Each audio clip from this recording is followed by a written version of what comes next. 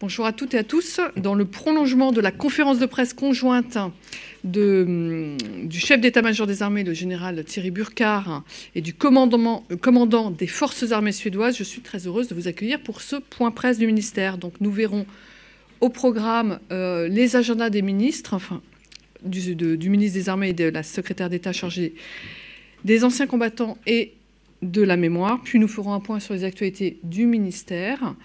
Nous reviendrons dans le focus thématique sur la fidélisation 360 lancée par le ministre des Armées lundi 18 mars au fort de Vincennes. Et dans ce cadre, le contrôleur général des armées, Thibault Devancé, directeur des ressources humaines du ministère, nous fera un point sur les enjeux et les objectifs des mesures annoncées lundi. Enfin, nous ferons un point sur les opérations militaires françaises avec le colonel Pierre Gaudillère, porte-parole de l'état-major des armées. Donc je commence les agendas en revenant d'abord brièvement sur la cérémonie d'hier, présidée par le président de la République. Le ministre et la secrétaire d'État se sont rendus aux Invalides pour l'hommage national à l'amiral Philippe de Gaulle, fils aîné du général de Gaulle, est mort à 102 ans. Aujourd'hui et demain, vendredi, Sébastien Lecornu est à Berlin. Il rencontrera notamment le ministre de la Défense allemand Boris Pistorius pour faire le point sur la coopération bilatérale de défense et renforcer la coordination sur les grands dossiers d'actualité. Je passe maintenant à l'agenda de Patricia Mirallès. Hier, mercredi 20 mars, la secrétaire d'État a présidé la signature de la charte qui permettra d'assurer la préservation et la mise en valeur de la mémoire des harkis et de leurs familles dans les quelques 70 hameaux de forestage qui ont accueilli plus de 1500 harkis à leur arrivée en France en 1962. Aujourd'hui, Patricia Mirallès participera aux côtés de Nicole Belloubet, ministre de l'Éducation nationale et de la jeunesse, au comité stratégique du concours national de la résistance et de la déportation. Il s'agit d'un concours scolaire ouvert aux collégiens de 3e et aux lycéens. L'édition 2023-2024 a pour thème « Résister à la déportation en France et en Europe ». Demain, vendredi 22 mars, Patricia Mirallès se rendra avec le Premier ministre, Gabriel Attal, dans le Rhône, sur la base aérienne 942 de Lyon-Montverdun, pour la première visite du chef du gouvernement aux armées. Elle représentera le ministre en déplacement à Berlin à cette date et elle visitera notamment le centre névralgique de la défense aérienne française qui assure le commandement de la police du ciel. Cette mission est confiée à l'armée de l'air et de l'espace sous l'autorité directe du Premier ministre. Mardi 26 mars, la secrétaire d'État inaugurera l'œuvre installée au ministère des Armées de C215, alias Christian Guémy, qui s'est récemment illustré pour ses œuvres de soutien à l'Ukraine. L'artiste peintre agréé de l'armée de terre sera décoré à cette occasion. Donc je passe maintenant aux actualités et je démarre en revenant sur un événement qui s'est déroulé ce mardi 19 mars sur le camp de Canjuers dans le Var. Pour faire face aux pénuries d'eau qui sévissent dans la région depuis 2022, le ministère des Armées a mis à disposition des communes en stress hydrique des ressources en eau provenant des sources du camp militaire de Canjuers. Et mardi, une canalisation de 2,5 km a été inaugurée. Elle permet le raccordement de 6 communes du Haut-Var au point de forage alimentant le camp de Canjuers. Ce partenariat entre les militaires et la communauté Dracénie-Provence-Verdon agglomération s'inscrit dans le renforcement du lien armée-nation. Je passe à une actualité qui concerne le service d'infrastructure de la Défense et l'inauguration du nouveau hangar de stockage du commando Pontchardier dans le Morbihan. L'inauguration du bâtiment a eu lieu le 13 mars sur la base des fusiliers marins et commandos marines de Lanester. À noter le hangar de 2000 m², répondant aux besoins spécifiques de cette unité de commando marine, a été livré dans un délai record, 2 ans seulement après la validation des besoins. Du côté des équipements, la Direction générale de l'armement a réceptionné les 2 Rafales biplaces B364 et B363 sur le site de Dassault Aviation à Mérignac, en Gironde.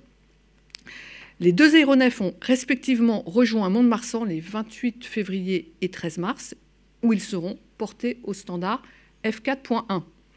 Ces premiers Rafales livrés en 2024 sont les 13e et 14e exemplaires d'un lot de 40 appareils qui seront tous livrés d'ici fin 2025. 13 sont encore prévus d'être livrés en 2024.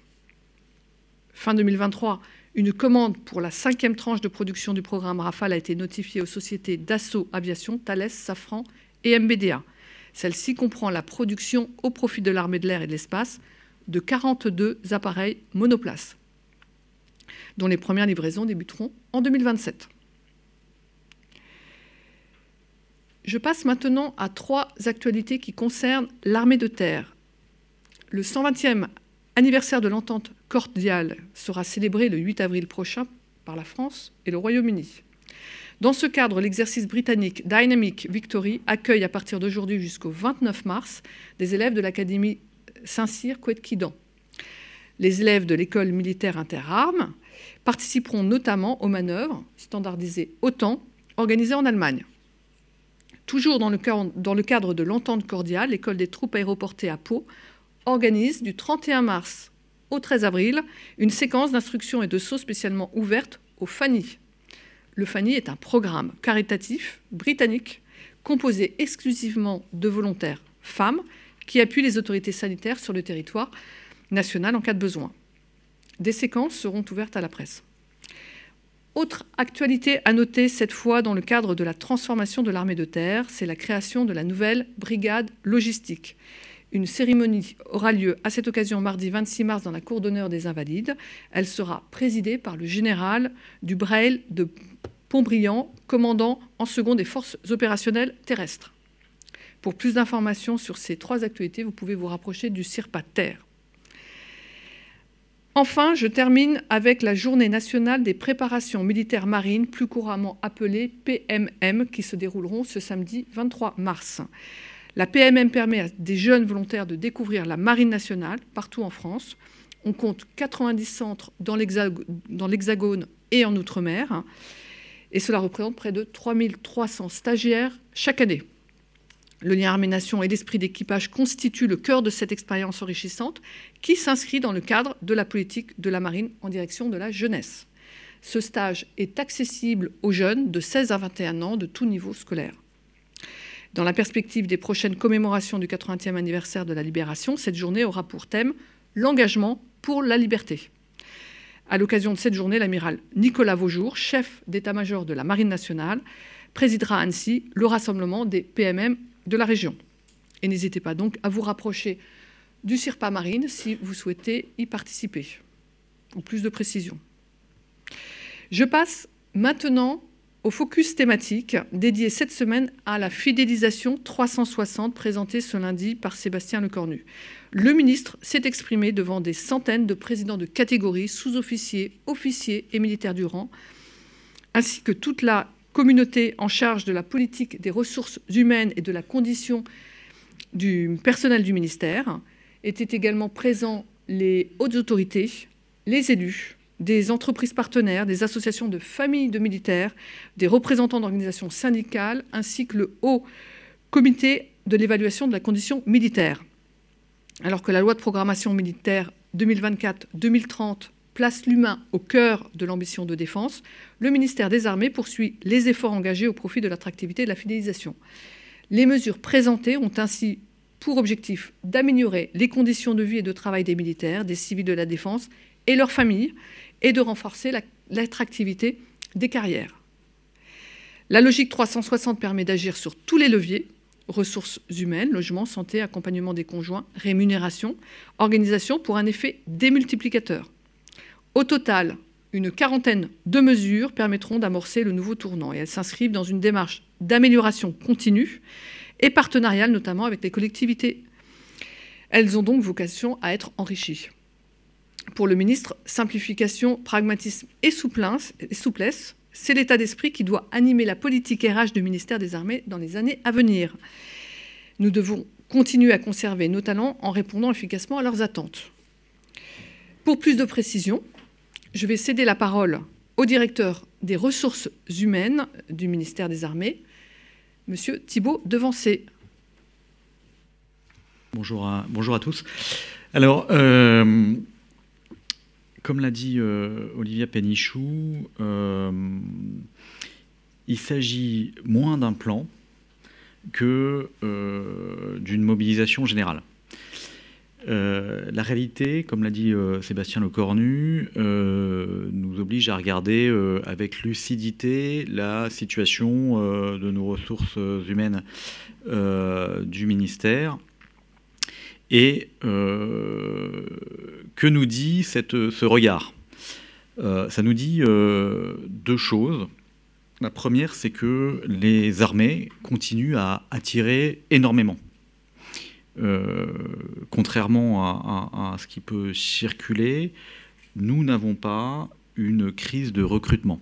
On a connu sur une catégorie dans une armée en 2023 un trou d'air s'agissant du recrutement des militaires du rang. Voilà. Mais pour le reste, que ce soit 2022 ou 2023, nous avons tenu nos cibles de recrutement, et notamment le ministère des Armées est extrêmement attractif pour des collaborateurs civils. C'est un fait nouveau. Aujourd'hui, on recrute très très bien du personnel civil. S'agissant des militaires, j'ai eu l'occasion de le présenter au ministre. Les taux de sélectivité chez les officiers sont encore très élevés. En revanche, le taux de sélectivité des sous-officiers et des militaires du rang baisse depuis 10 ans. Et notre sujet, c'est que nous avons des ambitions de recrutement qui sont aujourd'hui difficilement soutenables. Pour ceux qui connaissent la chose de défense, vous savez que 68% des militaires servent sous contrat, qui passent une durée relativement brève dans nos armées, puisque nous avons besoin de jeunesse. Et donc c'est bien le solde entre les entrées et les sorties qui nous pose une question. Nous avons l'obligation de réduire le volume annuel de recrutement qui est une conséquence directe du volume de sorties. Donc nous devons agir d'abord sur les sorties anticipées et donc agir sur la durée moyenne de service des militaires du rang, sous-officiers, officiers au ministère des Armées. C'est en conservant ces ressources un peu plus longtemps, le ministre a fixé des objectifs chiffrés que nous suivrons, que nous réduirons le flux de recrutement, non pas parce que nous ne pouvons pas faire, c'est que le taux de sélectivité diminue. Si on recrute 5000 militaires du rang de moins chaque année, si on garde les militaires du rang un an de plus en moyenne, on recrute 5000 militaires du rang chaque année. Et donc mécaniquement, comme les armées continuent à attirer, nous aurons un taux de sélectivité plus élevé. Donc nous aurons des meilleurs profils, donc nous aurons des jeunes femmes et des jeunes hommes qui resteront plus longtemps parce qu'ils seront plus adaptés aux exigences du métier militaire. C'est ça la manœuvre. C'est agir sur la durée moyenne de service des militaires au sein des armées. Ça a des conséquences très concrètes et des objectifs RH très concrets. Conserver plus longtemps les militaires du rang, les sous-officiers, les officiers, ça permet de rentabiliser la compétence, l'expertise acquise, fruit d'années de préparation ou d'emploi opérationnel. Pour faire un ravitaillement de nuit sous jumelles de vision nocturne, on y arrive parce que ce sont des exercices répétés. Et donc la capacité opérationnelle de nos armées, elle dépend en partie à la fois du niveau d'entraînement, mais surtout de l'ancienneté moyenne des officiers, des sous-officiers et des militaires du rang. Donc il y a des objectifs opérationnels très clairs. Deuxième objectif, ça permet de faciliter la transmission de savoir-faire, comme je viens de lire, mais surtout de savoir-être, avec des flux de recrutement qui resteront massifs. 2023, c'est 22 000 recrutements de personnel militaire, 27 000 au niveau du ministère, donc 5 000 civils. On restera durablement une armée qui a besoin de se renouveler. Mais si on perd des cadres qui ont 15, 20, 25 ans d'expérience professionnelle, on se prive de la capacité à transmettre des savoir-être. Et vous savez que le savoir-être, c'est une des forces essentielles de nos armées. Et enfin, ça permet d'assurer la cohérence des unités. La cohérence des unités. La cohérence des unités, c'est qu'il faut que l'ancienneté, l'expérience soient harmonieusement réparties. C'est vrai dans la marine, sur un bâtiment de la marine nationale, c'est vrai dans l'armée de terre, c'est vrai dans l'armée de l'air. Voilà. Un équipage d'un MRTT dans lequel il n'y a que des jeunes, c'est pas la même chose que dans un équipage dans lequel l'ancienneté est répartie. Ce que je dis est très important pour comprendre le but qui est posé par le ministre. Et nous ne partons pas de rien. Ce n'est pas un énième plan d'amélioration de la condition militaire. Ce n'est pas un énième plan de revalorisation salariale. C'est vraiment une mobilisation générale qui n'est pas uniquement une question des spécialistes des ressources humaines, et donc qui n'est pas uniquement une question du directeur des ressources humaines du ministère, mais ça doit embarquer l'intégralité de ceux qui sont en service au ministère des Armées. J'insiste sur un point. Le ministre est tout à fait conscient que les actions prennent du temps. Vous savez que le président de la République, en 2017, avait lancé ce qui est maintenant connu sous le nom de plan famille. Il y a beaucoup de choses qui ont été faites. Ça produit des effets, mais ça prend du temps. Nous avons également terminé une réforme absolument considérable sur la politique de rémunération des militaires. C'est un chantier qui avait été lancé en 2017 également et qui est terminé. Et qui, lui aussi, va produire ses effets, mais avec un peu de temps. Ce que ne veut pas le ministre, c'est que ce soit un plan dirigé par Paris. Donc je suis devant vous ce matin parce que j'en ai la responsabilité en partie, mais l'ambition, c'est bien qu'avec des mesures très concrètes, ce soit le terrain qui réponde aux besoins très directs, très concrets, et je vais y venir, des militaires et civils du ministère. Très concrètement, ça prend quelle forme? Alors, derrière moi s'affiche une infographie. On a un facteur qui est aujourd'hui très bien documenté, qui explique le départ précoce, ou en tous les cas trop précoce, des militaires de l'institution. C'est celui de la mobilité géographique. Mobilité géographique, ça a un certain nombre de conséquences sur la vie familiale et sur l'équilibre entre la vie professionnelle et la vie familiale de nos militaires.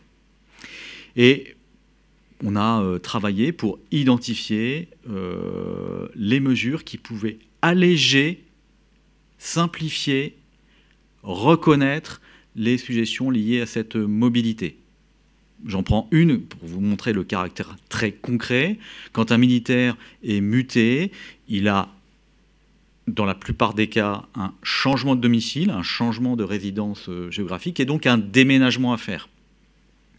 Aujourd'hui, à peu près 14% des déménagements laissent une part des frais de déménagement à la charge du militaire. C'est le jeu des règles d'indemnisation, ou en tous les cas de remboursement des frais de déménagement.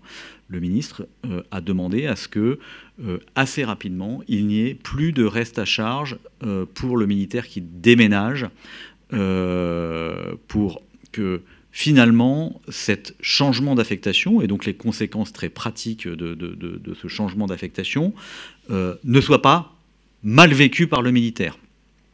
De la même façon, et ça c'est pas propre aux militaires, changer d'affectation, changer de garnison, ça entraîne très concrètement la perte de son médecin traitant. Et donc, si on n'a pas retrouvé un médecin traitant, eh ben, on paye le forfait qui est prévu par la sécurité sociale. Et par ailleurs, on n'a pas accès aux soins.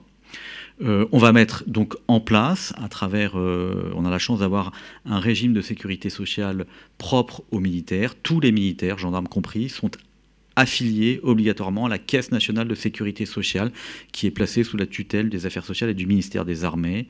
Moi-même, je siège au conseil d'administration de cette caisse.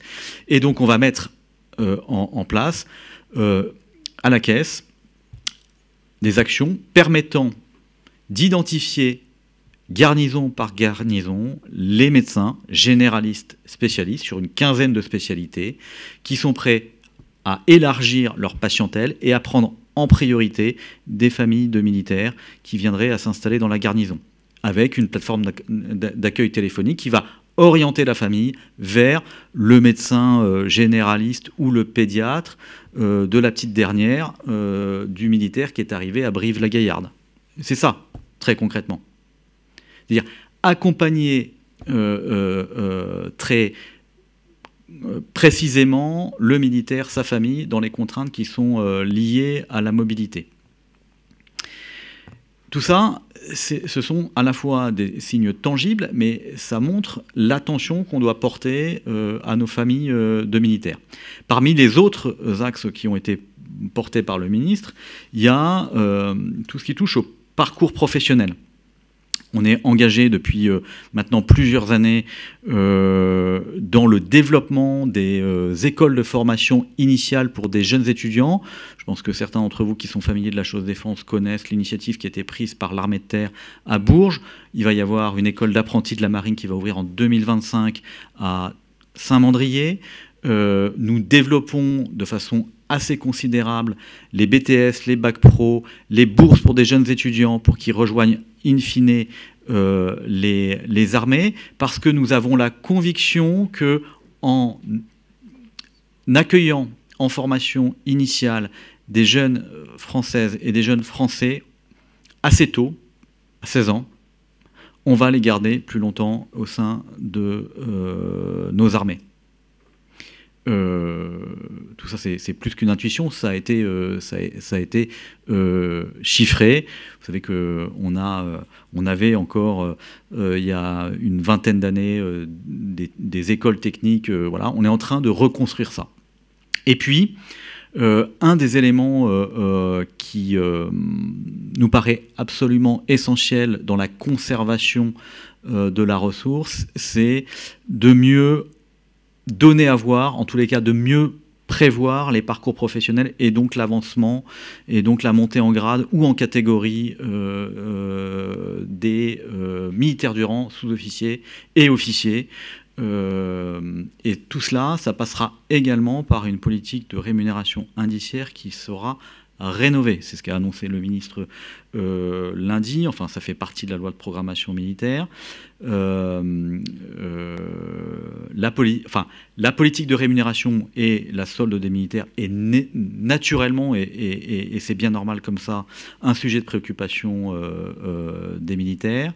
Et donc, nous agissons en 2024 sur les sous-officiers supérieurs, les adjudants, adjudants-chefs et majors, ou équivalent pour la Marine nationale.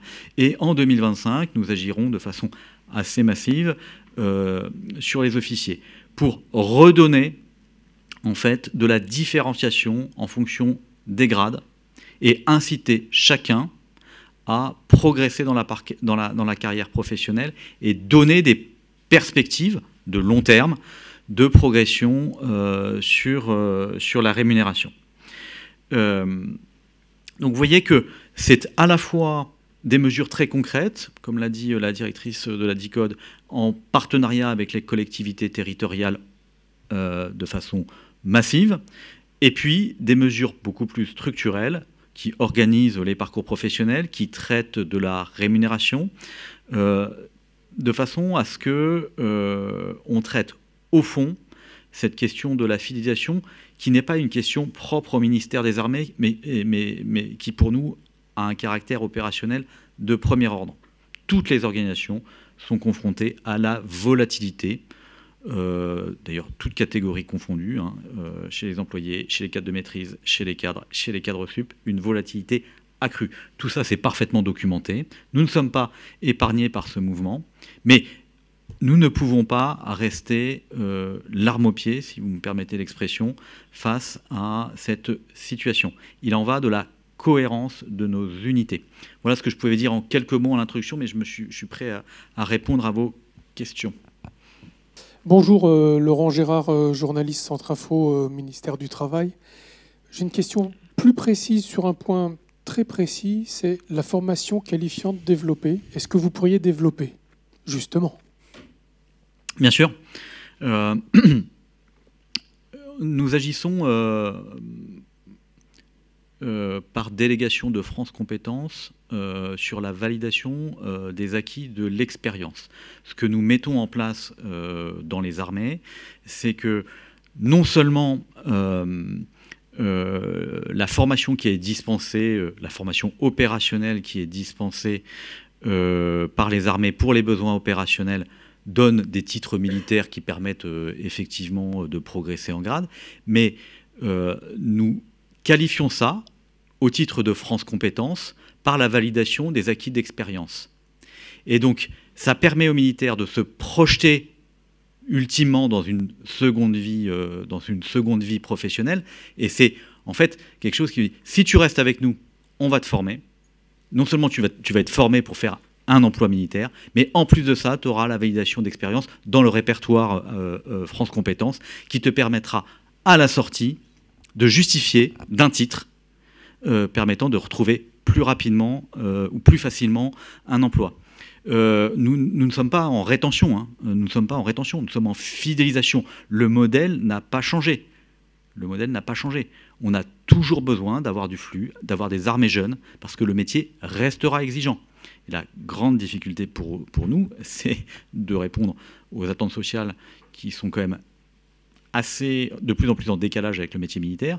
Et donc c'est pour répondre très concrètement à votre question, c'est par la validation des acquis d'expérience sur le répertoire national porté par France Compétences, pour lequel nous agissons par délégation. Nous sommes autorité de certification. Bonjour, Pascal Samama, BFM Business. Juste sur les rémunérations, c'est assez... Il n'y a pas trop de détails quand vous dites qu'elles vont être harmonisées. Vous parlez de quoi? Vous parlez de combien, globalement? Merci. Alors, je pourrais y passer l'après-midi, ce que je ne vais pas faire. Il y a à peu près 650 métiers au ministère. On fait à peu près tous les métiers qui existent, hein. J'ai eu l'occasion de vous le dire sur le plateau de BFM Business. On fait à peu près tous les métiers. On a une diversité de statuts. On a des militaires, on a des civils. Parmi les civils, on a des fonctionnaires, on a des agents contractuels. Et donc, on s'aperçoit que sur certaines filières professionnelles, sur certaines familles professionnelles, il peut y avoir sur des métiers et des emplois strictement identiques, des différences de rémunération, ce qui n'est pas en soi choquant. Voilà. Je ne me livrerai pas à une comparaison sur la rémunération des militaires et des civils. Si les civils veulent devenir militaires, il n'y a pas de problème. Much welcome. En revanche, il faut s'assurer que à emploi commun, on arrive à faire converger, je pense en particulier au numérique, à faire converger les rémunérations. Et donc, on a en 2024 un dispositif indemnitaire qu'on va mettre en place pour reconnaître la qualification des militaires dans le numérique, parce qu'ils étaient effectivement un peu en décrochage par rapport à leurs camarades contractuels de la fonction publique. Et donc on va cibler ça, voilà, sur ce qui apporte de la capacité, de la supériorité opérationnelle. Donc ça, c'est de l'ordre de 16 millions d'euros qui vont être déployés en 2024 sur la filière numérique pour les militaires. Et donc ça, on peut le décliner sur à peu près tous les métiers. Dans le domaine de la santé, là aussi, on peut être en concurrence, mais En l'occurrence, nous sommes très attractifs pour le personnel soignant paramédical du service de santé, mais nous avions un peu de retard, nous l'avons comblé. Et d'ailleurs, les chiffres sont là. Le SSA a très bien recruté en 2023 et aujourd'hui est en reflation. C'est-à-dire qu'il y a beaucoup plus d'entrées que de sorties. Le solde est positif. Donc nous ne sommes pas du tout inquiets. Et donc c'est ça, je ne peux pas vous détailler tous les métiers, mais c'est ça vraiment l'idée. Nous allons passer donc maintenant au point sur les opérations françaises militaires en cours avec le colonel Pierre Godillère, porte-parole de l'état-major des armées. Merci Madame la Directrice, bonjour ou rebonjour.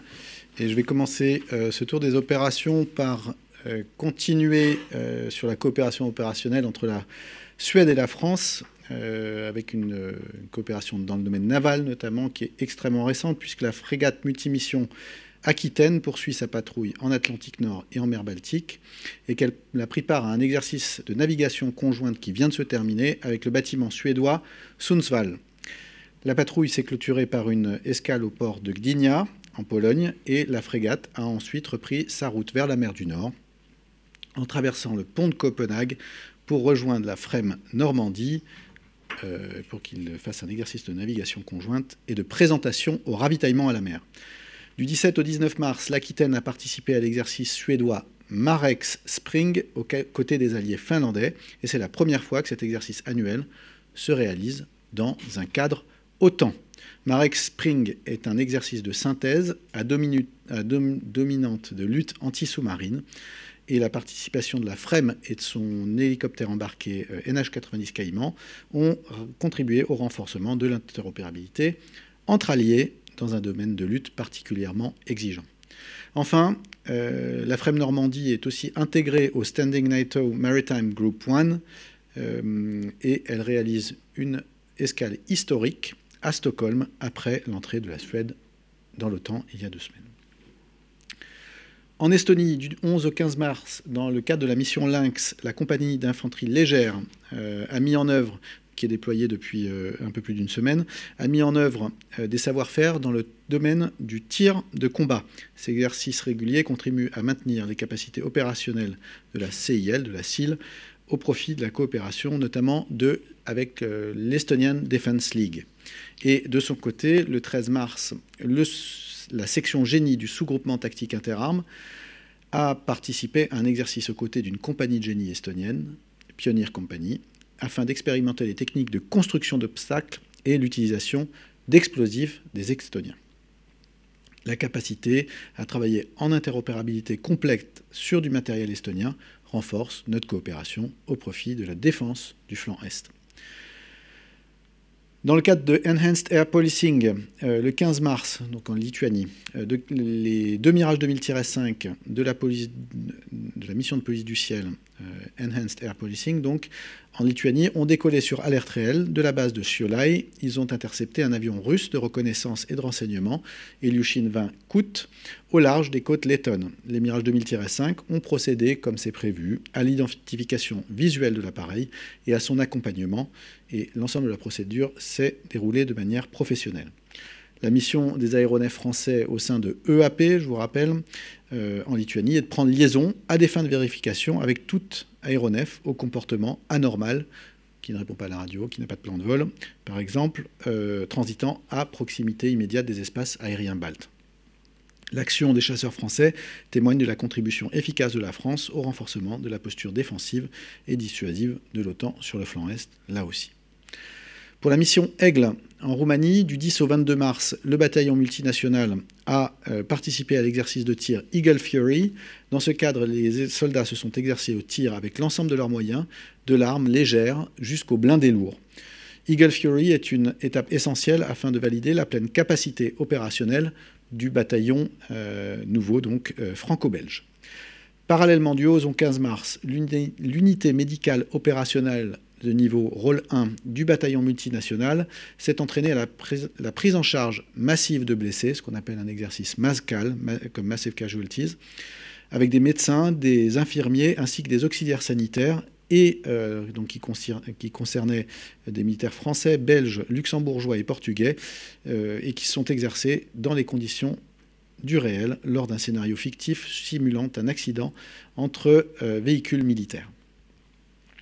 Ces exercices interalliés ont permis au bataillon multinational de démontrer son haut niveau de préparation opérationnelle, y compris dans le soutien médical.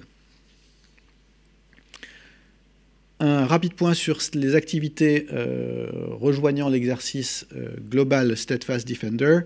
Le troisième volet de l'exercice, qui était Nordic Response, s'est achevé le 14 mars. Et au bilan, la participation française, on décompte 65 jours de mer cumulés pour les unités surface, les FREMM et un chasseur de mines. La présence d'un SNA, d'un sous-marin nucléaire d'attaque, 13 vols d'Atlantique 2 et 24 vols de Rafale, d'un groupement tactique interarmes engagé jusqu'au 20 mars 2024 en Finlande et en Norvège.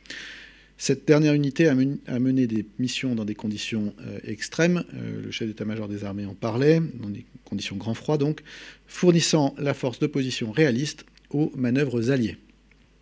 Pendant 5 semaines, l'OTAN aura démontré sa capacité à déployer, sous faible préavis, une force aéromaritime d'ampleur au profit d'opérations défensives complexes de haute intensité.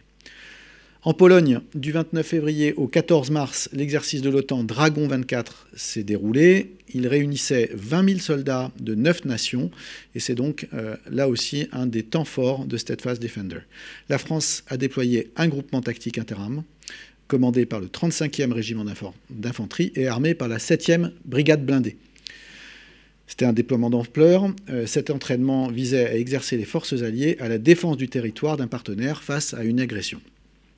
Sous le commandement de la 10e brigade polonaise, les forces françaises ont participé aux 3 phases de la manœuvre Dragon 24. D'abord un déploiement logistique lourd depuis la France jusqu'en Pologne, puis une manœuvre offensive sur plus de 300 km, incluant un franchissement de la Vistule et confronté à des scénarios d'agression ennemie, incluant des survols de drones, des attaques aériennes et une attaque chimique. L'objectif était d'éprouver la réactivité et la coordination interalliée face à des menaces diversifiées et réalistes, démontrant ainsi le haut niveau de préparation opérationnelle des forces de l'Alliance.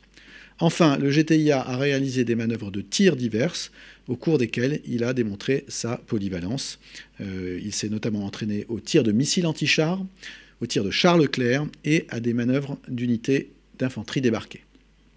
Au cours de ces 15 jours, l'exercice Dragon 24 a offert aux forces l'opportunité de perfectionner leurs compétences dans le combat de haute intensité, d'explorer de nouvelles procédures tactiques sur un terrain inédit, aux côtés de nos alliés, notamment les forces polonaises et donc 7 autres nations déployées. Ça fait 9 en tout. En Pologne toujours, mais dans le cadre de la préparation d'état-major cette fois-ci, après 2 semaines d'exercices simultanés en Pologne d'une part et en France d'autre part, le Corps de réaction rapide France, le CRR-FR, a conclu sa participation à l'exercice Loyal Leda. Ayant été certifié par l'OTAN en tant que Warfighting Corps, l'état-major français a été donc déclaré apte à planifier et exécuter des opérations de haute intensité et mobilisant un nombre donc, de niveaux corps, une centaine de milliers de personnes, de militaires, sous ses ordres. Durant cet exercice, tirant les enseignements des conflits récents, plusieurs points forts ont été relevés, notamment le poste de commandement a dû gérer de manière efficace des arrières et la délocalisation rapide d'unités.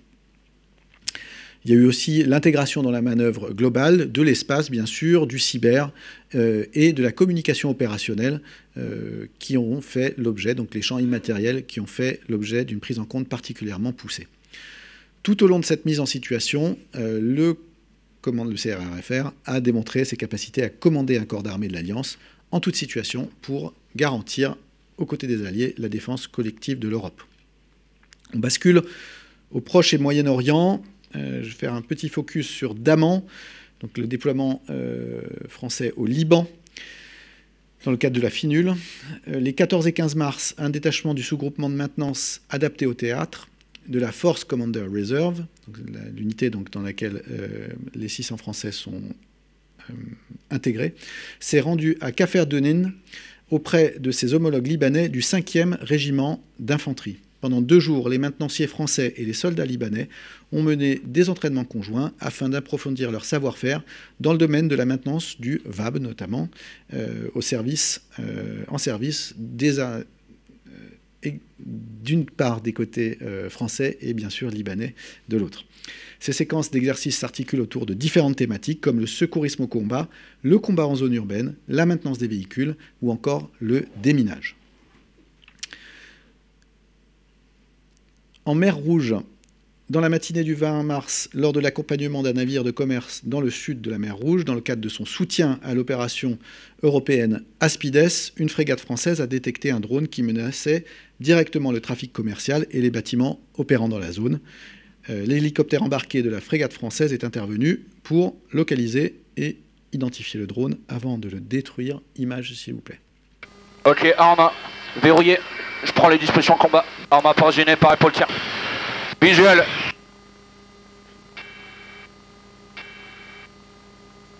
D'être c'est bon, je pars épaule verture. Impact. C'est bon, moteur arrêté. UAV splash. C'est en direct de la soute de l'hélicoptère en l'occurrence. Léger différé, pardon. Ces actions contribuent directement à la sûreté maritime du canal de Suez jusqu'au détroit d'Ormuz et participent à la défense de la liberté de navigation, qui est l'objectif, je vous rappelle, de l'opération EUNAVFOR Aspides.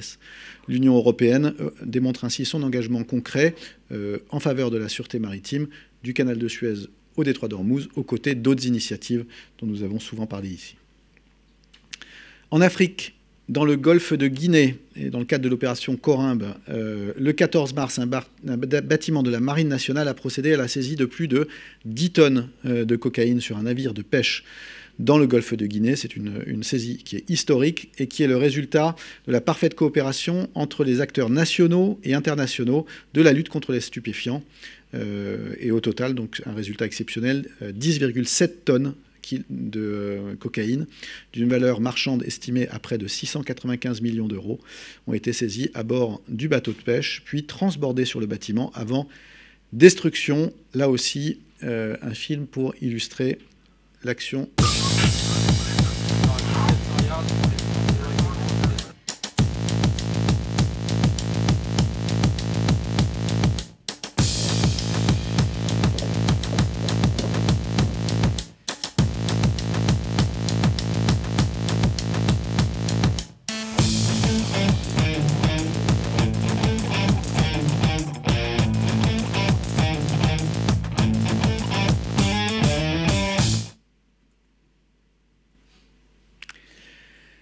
Cette prise illustre l'action continue des armées françaises au profit de la sécurité régionale dans le golfe de Guinée, de la lutte contre la criminalité organisée et de la protection des Français, puisque ces flux alimentent évidemment des réseaux européens notamment.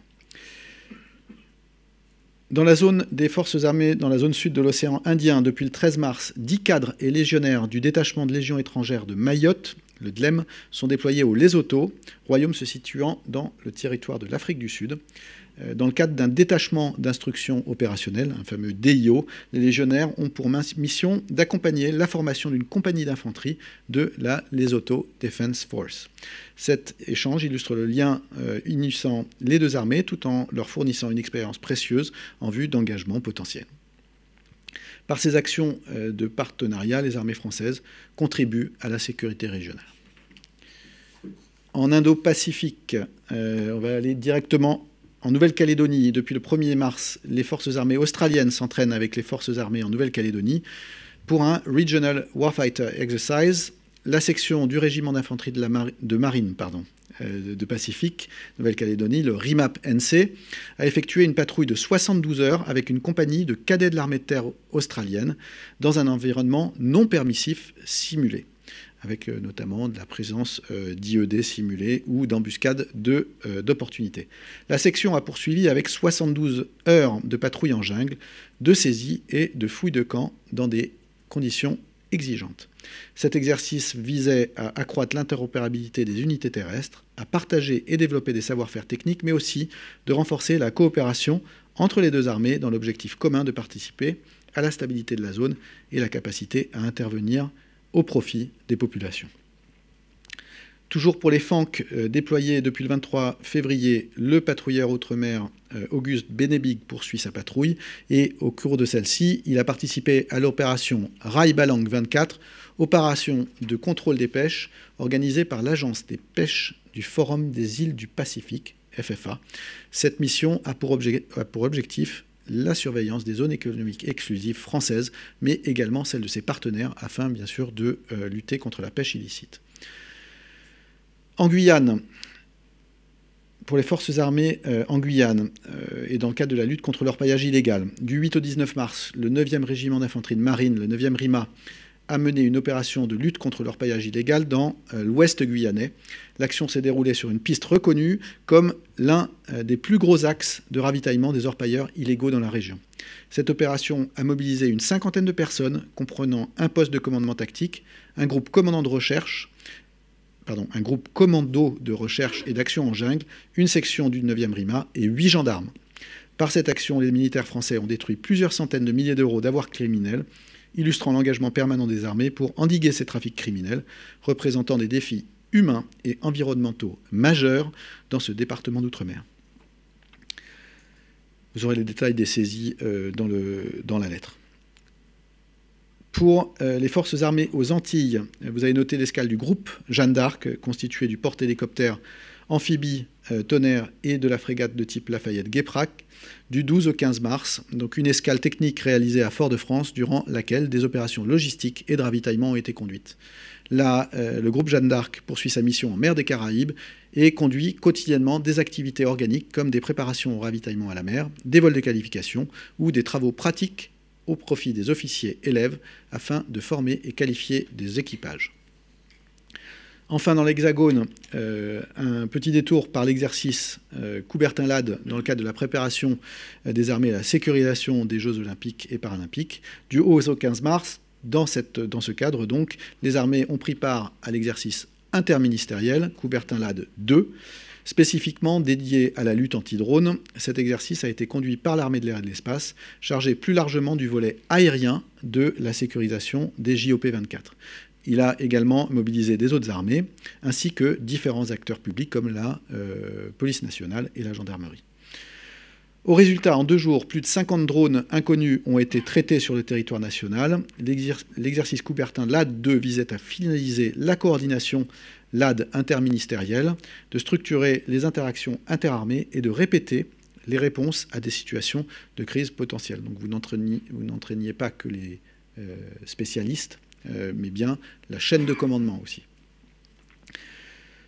Et puis, un autre exercice de préparation opérationnelle pour la 10e année consécutive, et vous avez pu le voir sur nos réseaux, au début de la semaine, les armées organisent un exercice de cyberdéfense qui s'appelle DEFNET. Il est particulièrement organisé par le ComCyber, et il se tient du 18 au 29 mars. Partout en France, toute la chaîne de défense cyber est entraînée en intégrant les unités cyber de chaque armée, mais aussi l'Agence nationale de sécurité des systèmes d'information, l'ANSSI, et le commandement du ministère de l'Intérieur dans le cyberespace. Vous avez eu donc l'occasion de voir des messages codés en langage César pour annoncer le début de l'exercice sur nos réseaux. En fait, ça permet d'entraîner près de 15 états-majors, directions et services à la défense cyber, dans le contexte de menaces cyber particulièrement élevées que nous connaissons. C'est vraiment un enjeu majeur de préparation opérationnelle pour les armées. Piloté par le commandement de la cyberdéfense, le ComCyber, il va se tenir jusqu'au 29 mars partout en France, comme je l'ai dit, et sur la trentaine d'incidents simulés dans l'exercice, plusieurs ont déjà été traités, une campagne de phishing touchant près de 15 000 personnes du ministère des Armées, le déploiement de groupes d'intervention cyber, et sur une frégate notamment, ou sur un système d'information de l'armée de terre. Donc voilà, tout le monde est concerné et tout le monde se prépare. J'ai terminé pour ce tour des opérations. Nous vous donnons rendez-vous la semaine prochaine et nous organisons un point presse délocalisé au Val-de-Grâce sur la feuille de route du SSA, Service de santé des armées. Et j'en profite pour vous inviter d'ailleurs à suivre sur LCP dimanche à 19h30 ou bien après sur nos réseaux YouTube, un JDEF qui sera consacré à l'hôpital de Percy, l'hôpital des armées de Percy. Merci, bonne journée et à la semaine prochaine.